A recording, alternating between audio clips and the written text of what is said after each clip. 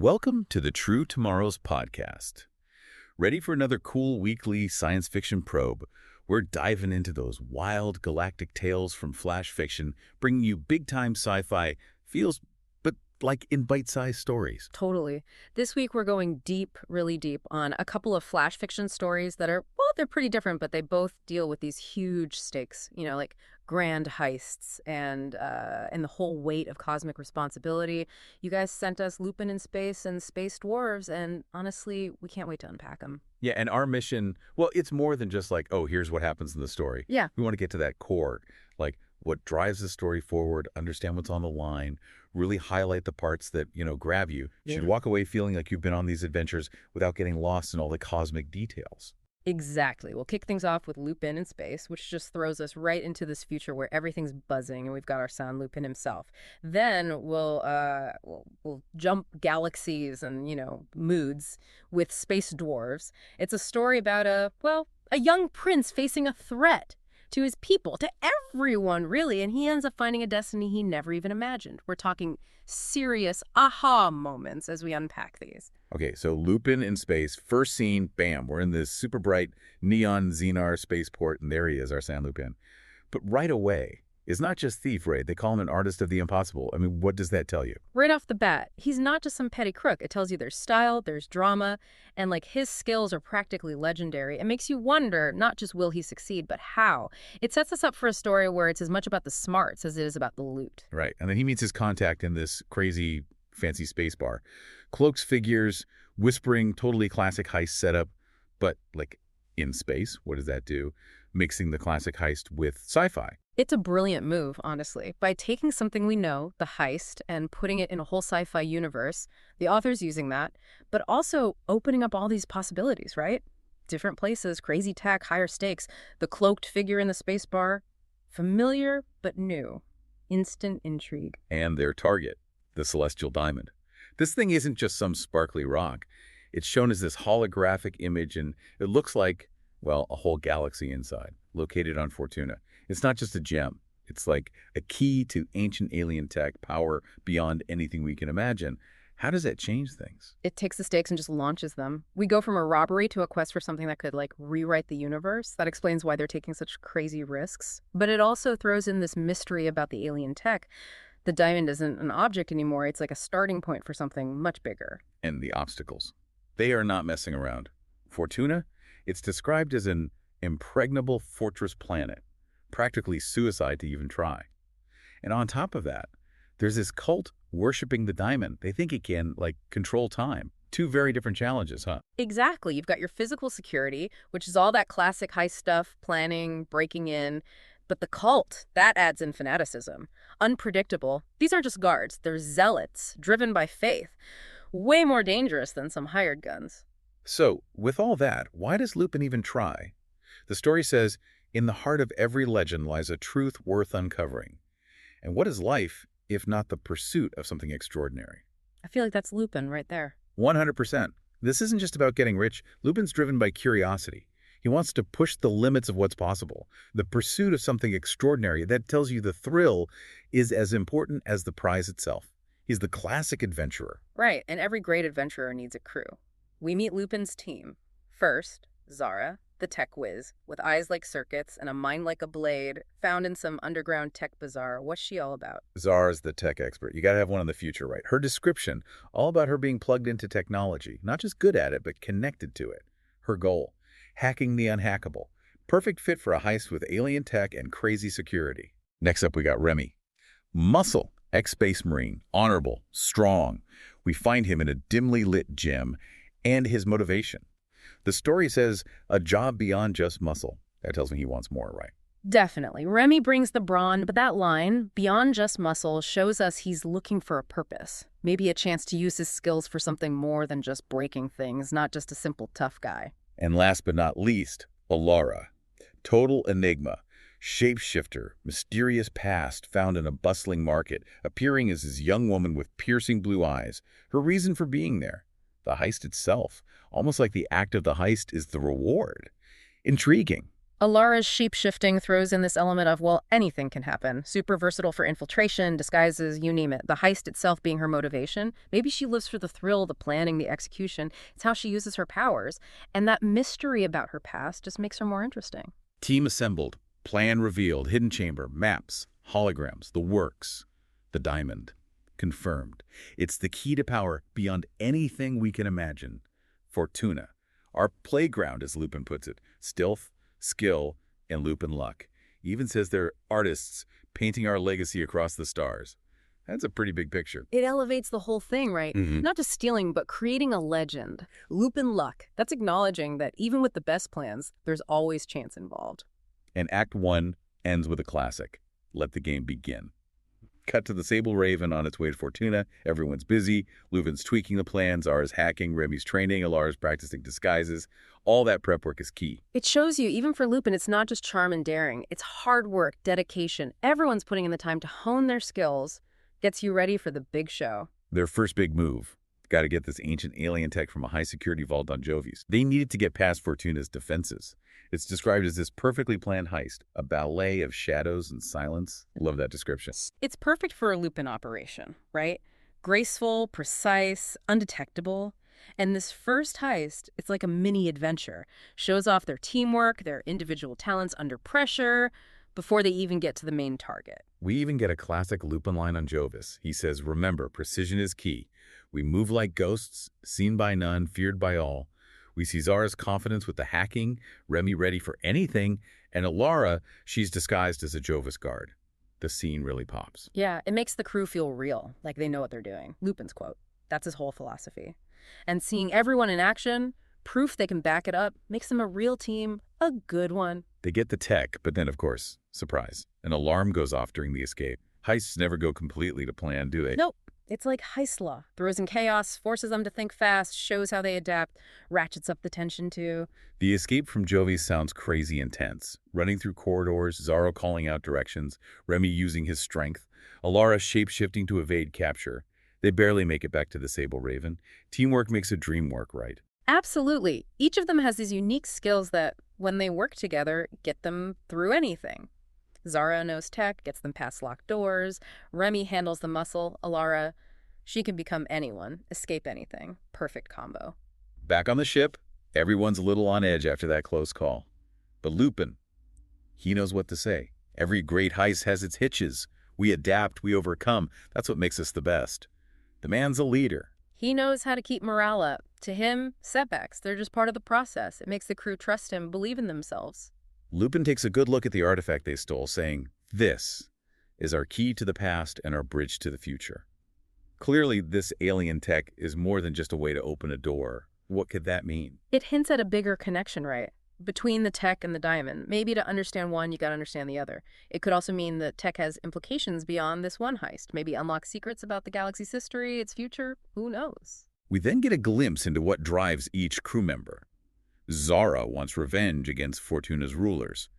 Remy, he's haunted by his time as a space marine. And Alara, well, her people are feared for their shape-shifting, and she just wants to belong somewhere.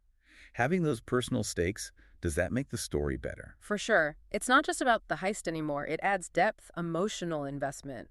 We start to care about what happens to each of them. It makes you understand why they'd risk everything for Lupin's plan. Next up, they're off to an asteroid belt. Dangerous place. Got to get a rare mineral to pull off the final stage of the heist. Lupin warns them, keep your eyes sharp and your mind sharper. We're not just battling Fortuna, but the very forces of nature. I like that. It's not just security systems they have to worry about. They're not just city slickers, you know. Gotta handle the raw power of space itself. Adds a whole other level of danger. They grab the mineral, and then, boom, ambush. A cult ship attacks. Turns out, they really believe that Diamond can control time. They'll do anything to keep it safe. Crazy dedicated, huh? Ups the stakes again. Reminds us there are people out there who are totally against them. And I mean, really against them. Deadly serious about that diamond. Space battle. The Sable Raven's deadly waltz, the story calls it. Remy's on the cannons, and Alara, her piloting skills are crucial, weaving through the asteroid field. They take out the cult ship. Teamwork under pressure. Shows how they can work together in chaos. Remy blasting away, Alara flying like a madwoman. They need each other to survive. Victory. But Lupin, always thinking ahead, says, don't celebrate yet. The real test awaits us on Fortuna. Gotta stay focused. He's the strategist, knows that each win is just a step towards the real goal, keeps them from getting complacent, always ready for what's next. Time to plan the Fortuna infiltration. And this is serious business. Crazy security, need for absolute precision, silence. Everyone has their role. Zara's got to disable external sensors fast. Remy and Alara will take down guards, but no killing. Lupin. He's all about the diamond, where it is, and perfect timing. Complex stuff. It's a big operation. Every detail matters, and everyone has to be perfect. The whole thing succeeds or fails based on each of them. Under cover of darkness, the heist begins. Zara takes down those sensors. Lupin pilots the stealth shuttle, lands silently. Remy and Alara, they're taking out guards. Zara feeding them intel. It's all working. Tension's building, the plan in motion. They're good. They're really good at what they do, getting past those first layers of security. They get to the chamber with the diamond, but of course there's a door. Alien tech, puzzle lock. But guess what? Lupin uses the artifact from Jovis to open it. Told you that was important. Nice callback. It connects everything. What they did on Jovis wasn't just a side mission. It was essential. The whole plan's connected. The celestial diamond. It's described as this, like, radiant thing. Ilara's in awe, but Lupin, cautious. He says, and dangerous. Let's not linger. Even when he's winning, he's careful. What's that tell us? Lupin gets it. He knows that much power. It's not a toy. He's not fooled by the pretty lights. There are risks. He's a smart operator. They're making their getaway, and Lupin says something interesting. He says it felt too smooth, like his gut's telling him something's off. Classic setup for trouble, isn't it? Oh yeah, you know something's about to go down. In stories, you get a win. There's always a bigger problem right around the corner. And bam, ambush. Armed guards. And there's that cloaked cult leader. He wants a diamond. Showdown time. How does Lupin handle this? Not how you'd expect. Instead of fighting, he starts talking. Questions the cult leader about the whole time manipulation thing. Suggests maybe there's a more logical way to think about the diamond's power. Smart. Their conversation is really interesting. Lupin says true power is understanding the diamond, not treating it like a god. It's a tool for progress, not something to be hidden away. He even suggests they could work together someday. The cult leader, angry, but maybe a little curious. He lowers his weapon, but warns Lupin. This isn't your typical action movie ending. Way more nuanced. Lupin's a thinker. He uses words as well as actions, appealing to the cult leader's curiosity, suggesting a future alliance. Brilliant. Gets them out of there alive. They escape, diamond in hand. Lupin knows their actions have probably started something bigger. Feels like there's more to the story, right? Totally.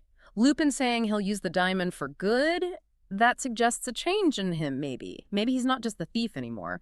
Maybe a force for good, but still with his own style. And that potential alliance with the cult. Who knows where that could lead? Okay, time to switch gears. We're off to the Andromeda Galaxy for space dwarves. We're introduced to the Kingdom of Thorin on a dwarf planet. And King Thorin himself. Wow. The scene describes star metal, cosmic gems, and his beard. Like a silver comet tail. What does that tell you? Old school, royalty, space age style. Dwarves, but they're in space with cool tech. It's a unique world, grounded in tradition, but they're out there among the stars. And standing before him is his son, Drain. He's got untested courage, the story says. Classic hero setup, right? Totally. Untested courage means we know he's going to face challenges, things that'll force him to grow, find his strength. Can't wait to see how he develops. The problem they're facing is, well, it's kind of a big one. They're running out of Starsteel. That's like the fuel for their spaceships, and it's getting scarce. Pretty big motivator for a story, right? It's life or death for them. No Starsteel, no space travel. It shows us how important this tech is to them and just how bad things are getting. Where's the last stash of Starsteel? Ugh, just guarded by the legendary alien dragon of the Dragon Nebula.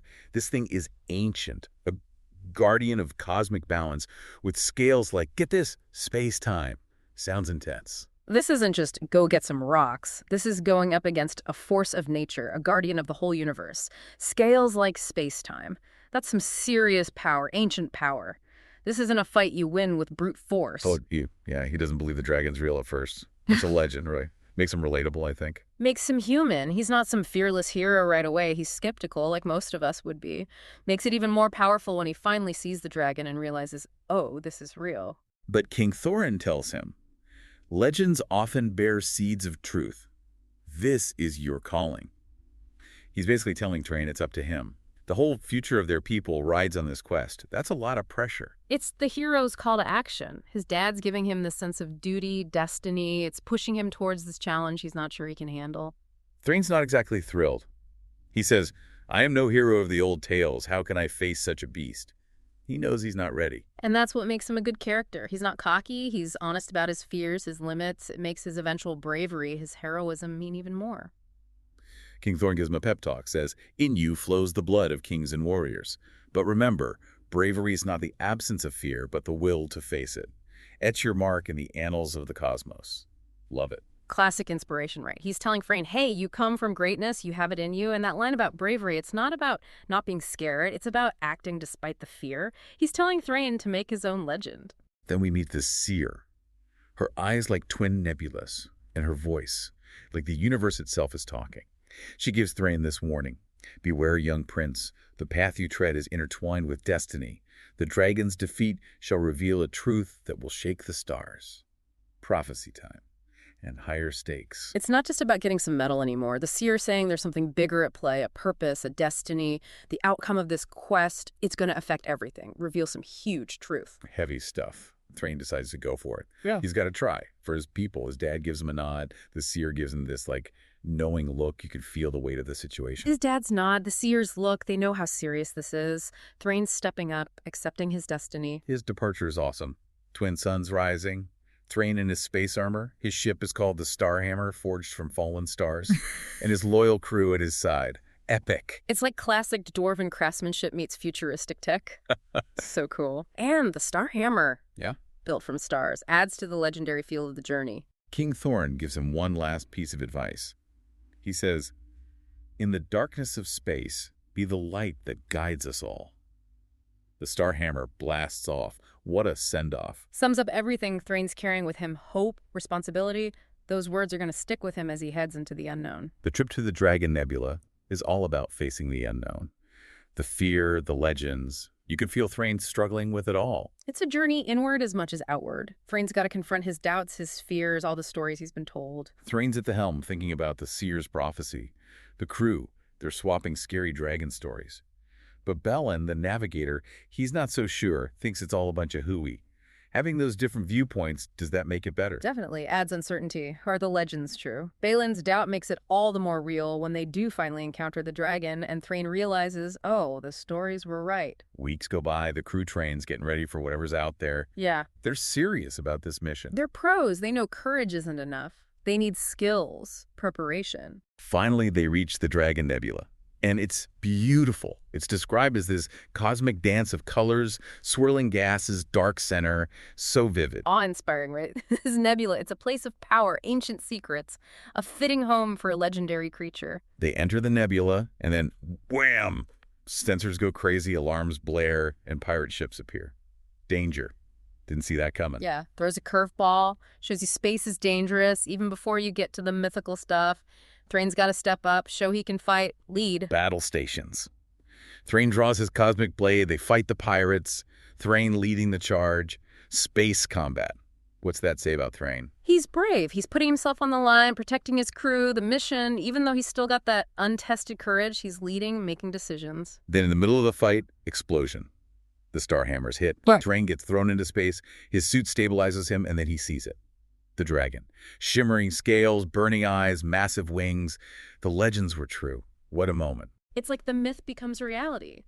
He's faced pirates, now he's facing this. The descriptions of the dragon, they just make it seem so huge, so powerful. The dragon roars, and it sounds like stars shattering. Thrain knows it's not just a story. The section ends with this line. Thrain's journey has just begun, not just for Starsteel, but for truth, for his people, and for himself. He's changing, growing. It's more than just getting the Starsteel now. He's on a journey of self-discovery.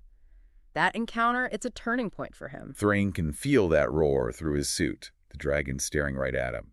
And the pirates, they run. These are hardened criminals, and they're terrified. That tells you something. The dragon's got a rep. It's so powerful. Even space pirates know to run. This nebula, it's not a place to mess around. Thrain, tough as nails, tells his crew, this changes nothing.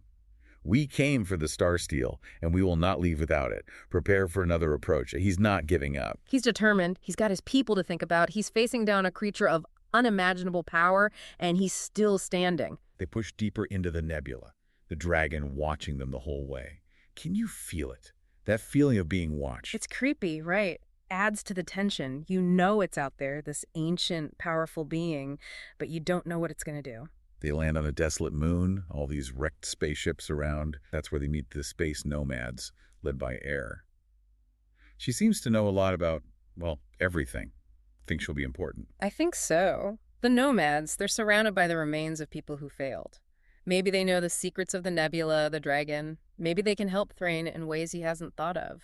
Air tells him, you seek the Starsteel, but you are not ready to face the guardian of the balance. She gets it right. The dragon's purpose. She's telling him the dragon isn't just an obstacle. It's got a bigger role to play. Thrain can't just go in guns blazing. Thrain, though, he's focused. We have no choice. Teach us how to defeat the dragon. His people are depending on him. You can feel his desperation. He needs that Starsteel. But Air, she's about to open his eyes. She says, the dragon cannot be defeated by force alone. To understand the dragon is to understand the nebula itself. She's not talking about fighting. She's talking about knowledge, wisdom, maybe even talking to the dragon. So they spend weeks learning from Air. The nebula's currents, the dangers, the secrets. Intense training montage. Gotta be prepared, right? It shows that knowledge is as important as a sword in this situation. Thrain's gotta learn if he wants to succeed. The plan they come up with is, well, pretty crazy. They're going to lure the dragon away with energy pulses, make it think it's a potential mate.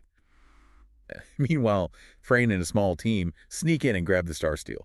Thrain doesn't feel good about this. Bad vibes. Yeah, that's called foreshadowing. Their plan, risky. There's dealing with forces way beyond their understanding. You just know something's going to go wrong. They launch the pulses. The dragon roars and goes chasing after this fake mate. Thrain, Air, and the team, they head for the core. They see the Starsteel glowing. They start to mine it.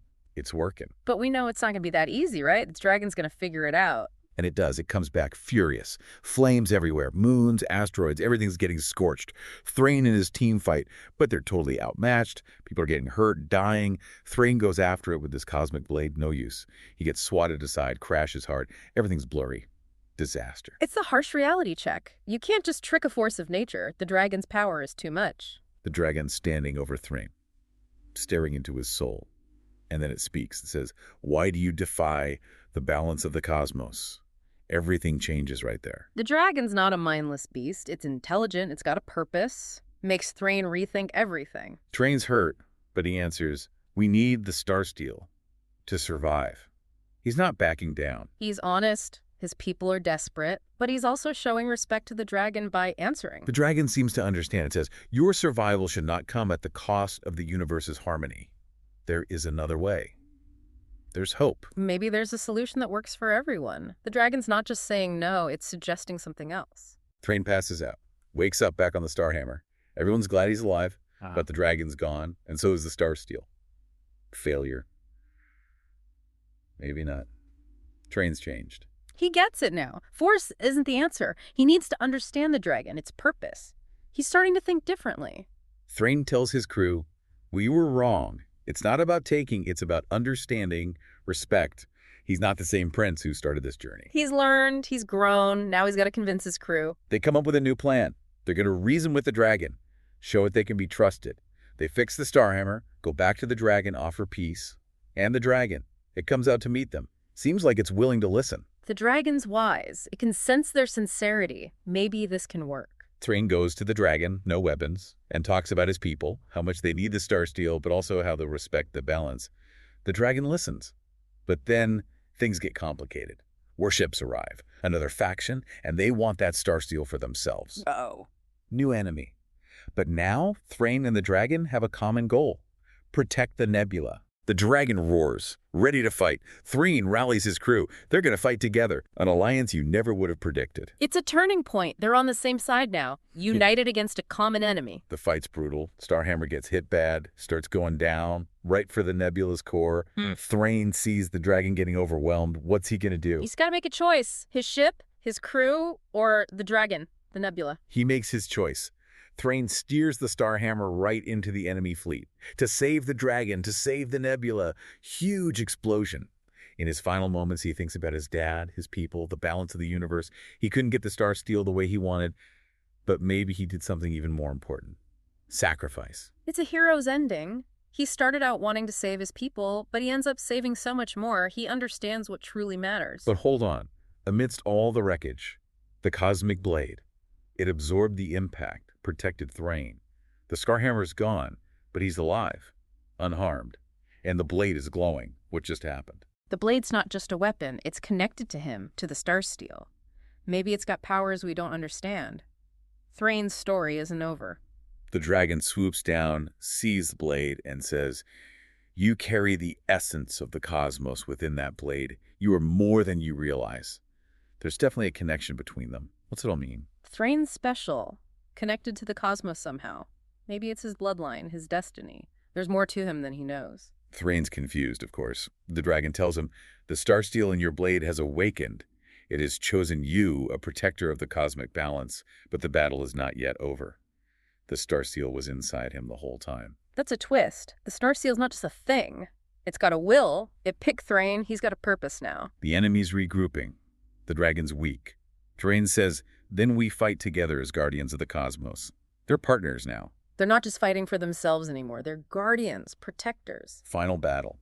Thrain with his cosmic blade, the dragon breathing fire from the stars themselves. It's a storm of fury and light, and they win. What a victory. It shows what they can do together. Defending the universe. They're a team now. The dragon says, "You have proven yourself. The Starsteel is yours. Use it wisely." And Thrain, he gets it. He says, "I will, but not for conquest. To build, to heal, to unite." He's learned. His goals have changed completely. He's not thinking about taking anymore. He wants to create, to help. He understands what the dragon's been trying to teach him. The dragon seems pleased, and then it drops a bomb. Says, "Know this, Thrain. You are part of a greater legacy. Your bloodline is not just of dwarf, but of dragon as well. A bridge between worlds." Wow, what a reveal. Explains everything. Thrain's connection to the blade, the dragon. He's literally part dragon. He's meant to bring these two worlds together. Thrain's stunned. He's a symbol of unity, and he doesn't even know it. How's that going to change things? He's got to figure out what it means. He can bring dwarves and dragons together. Imagine the possibilities. Thrain goes back to the wreckage of the Starhammer. He uses his cosmic blade, powered up by